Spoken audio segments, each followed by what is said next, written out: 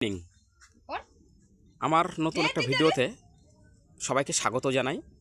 তো আজকে আমি এই নতুন একটা আমি নতুন একটা পুজো দেখছি, সেটা হলো সূর্য পুজো।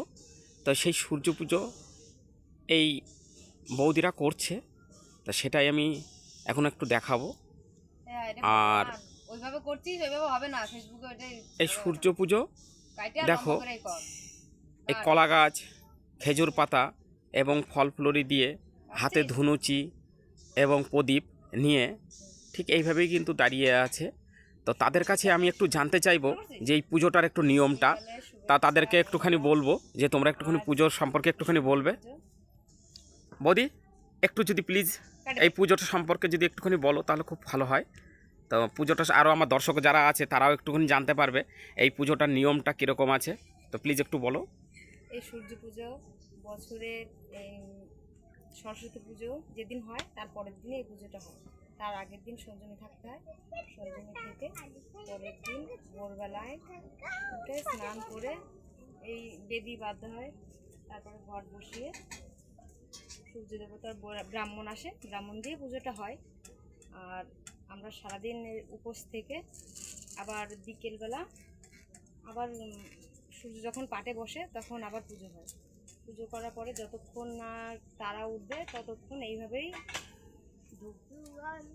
ধুনুচি প্রদীপ হাতে নিয়ে দাঁড়িয়ে থাকতে হবে। যতক্ষণ না 7টা তারা দেখা যাবে আকাশে ততক্ষণ এইভাবে দাঁড়িয়ে থাকতে হবে। 7টা তারা দেখার পরে তারপরে 7 পাক ঘুরে তারপরে প্রদীপ এইটা ধুনুচি না দিয়ে যাই হোক সবাইকে প্রসাদ দিয়ে লাস্টে এই প্রসাদ আমরা কিছু মুখে দেবো। এটা দিয়ে পরের দিন আবার স্নান করে এই থ্যাংক ইউ বৌদিকে এত সুন্দর করে বলার জন্য। তো এই যে পুজো, এই পুজো কিন্তু এরা কিন্তু অনেকটাই কঠিন, কেননা এদের প্রায় ভোরবেলায় ভোর 3টের সময় কিন্তু প্রায় উঠতে হয়েছে। তারপরে কিন্তু স্নান করে এই পুজো করতে এসেছে এরা। সূর্য যতক্ষণ না উঠেছে ততক্ষণও কিন্তু এইভাবেই কিন্তু এরা এইভাবে দাঁড়িয়েছিল। সূর্য উঠেছে, পুজো সম্পূর্ণ করেছে এবং পুজো শেষে যখন বিকালে সূর্যোদয়ের সময় তখন থেকে কিন্তু এরা এইভাবেই দাঁড়িয়ে রয়েছে এবং এখন 7খানা তারা দেখার পরেই তবেই কিন্তু এই পুজো তারপরে গিয়ে সম্পূর্ণ করবে। তো পুজোটা অনেকটাই কঠিন। তো আমি চাইবো যে আরও যারা মা বোনেরা বৌদিরা যারা আছে তারাও যেন এই সূর্য পুজো যেন তারাও এরকমভাবেই করে।